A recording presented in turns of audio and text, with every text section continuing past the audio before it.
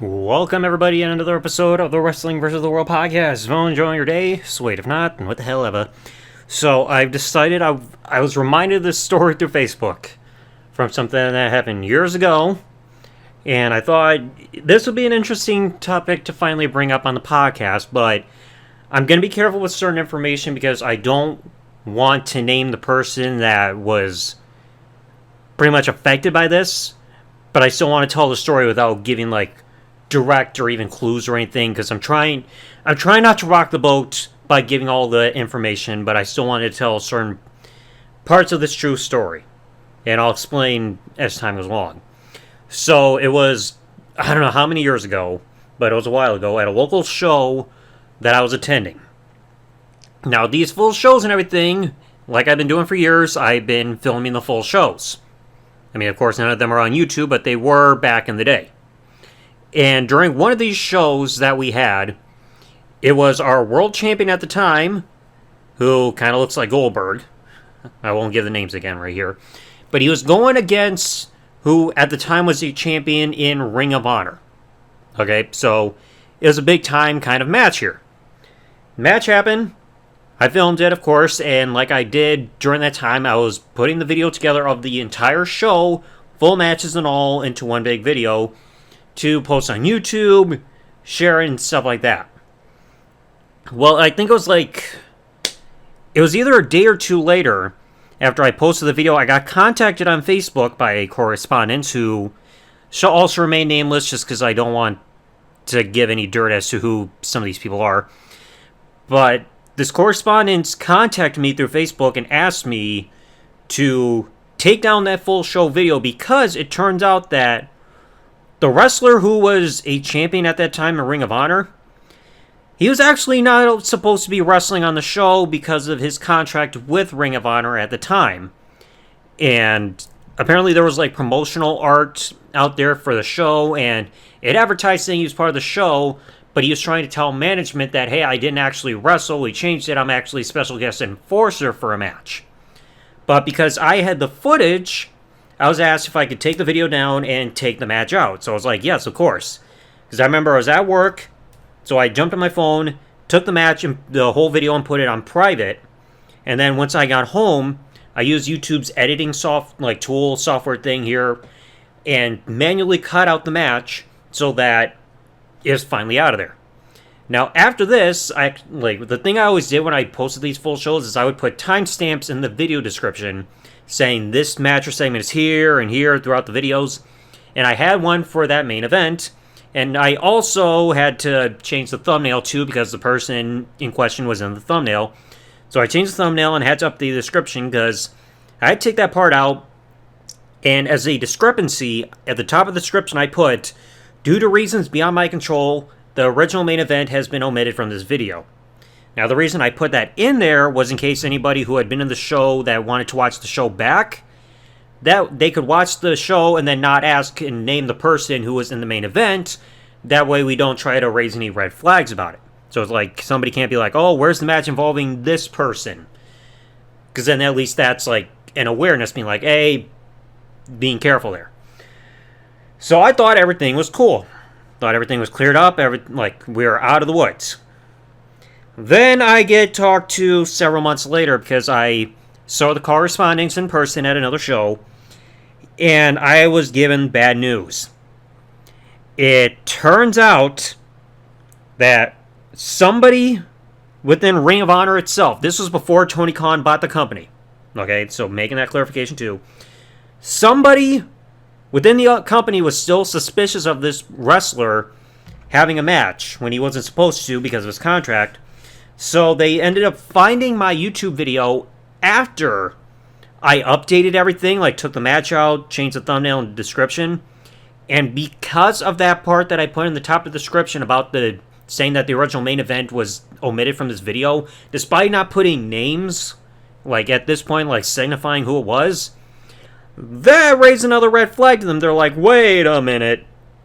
Then they confronted the wrestler again, confronted him for a confession, and he finally admitted that yes, he actually did have the match and he wasn't supposed to. So he ended up having heat, and it was like maybe a month after the match or the show, he ended up having to lose the championship that he was holding at the time at just a random show out of nowhere because of the backlash that he got from the office. And as soon as I heard that news, I was just like, no! Like, my heart freaking sank into my stomach because that was what I was trying to prevent. Like, I was trying to avoid any clues by, like, getting rid of any names in the description and metadata and the thumbnail and everything to try to just cover things. Like, try to avoid anybody getting in trouble, and it didn't work. And it's like, I got told, like, for clarification later that there was absolutely no heat on me or anything. Like, it was all on that wrestler because of the situation. But no joke, I had that burden on my shoulders like a monkey on my back for years after that because it just ate at me that one of my videos caused a wrestler's career to get derailed in Ring of Honor because of that. And it was something I was honestly trying to avoid. Like, flat out. Like, I got told there's no heat on me, like I got told through, like, Facebook posts and DMs and everything. But it's just like, I've still held myself responsible for it because, like I said, it was my video that caused this. Even though I kept getting told, it's not your fault, don't blame yourself. But it's like, I can't help it. My video caused it. So, the wrestler involved, I actually didn't see him for a few years because then he eventually came to another show. He had a match. And after the show, like, that's when people are leaving. They'll go to the merch stands, talk to wrestlers and all this stuff.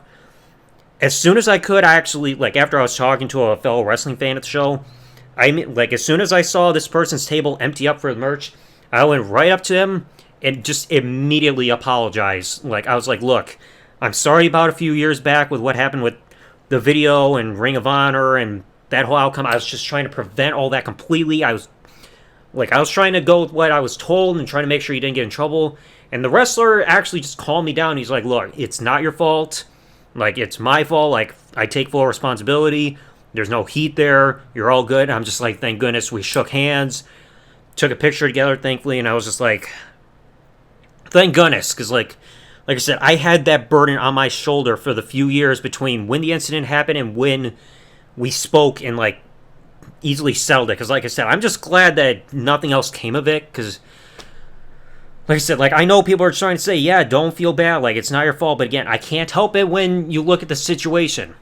Like, yeah, I can be like a little haha, like, oh, haha, my YouTube video was found by somebody within Ring of Honor. But again, I'm not proud of the fact that that result ended up having a wrestler having his career derailed as a result. Because again, like I said, I was honestly trying to prevent that. And like I said, I know the wrestler has had a few matches since then within the company.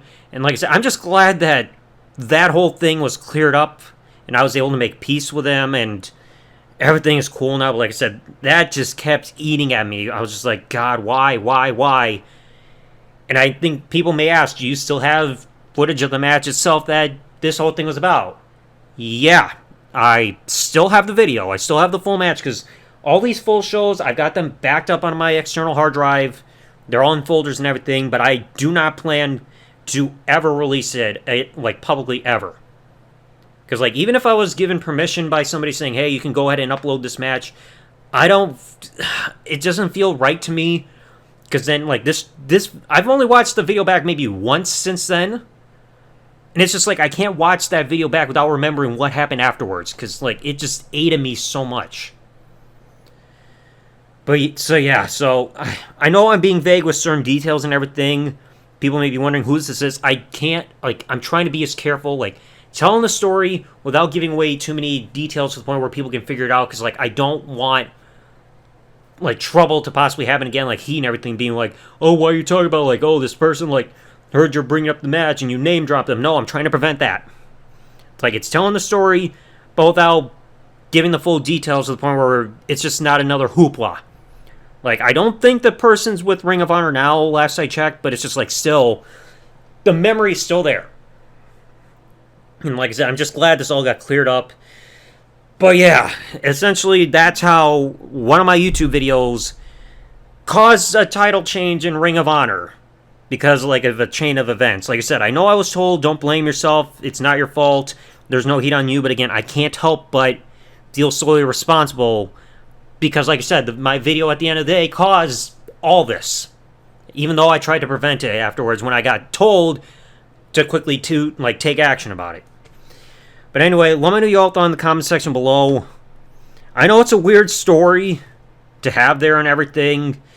Like, I've had a lot of weird stories, like, and stuff involving YouTube and everything. I may have touched on the story in the past and everything with some social media posts, but it's just like, this is the first time talking about it on the podcast. And this is the only time I want to talk about it, okay? Going forward as a clarification.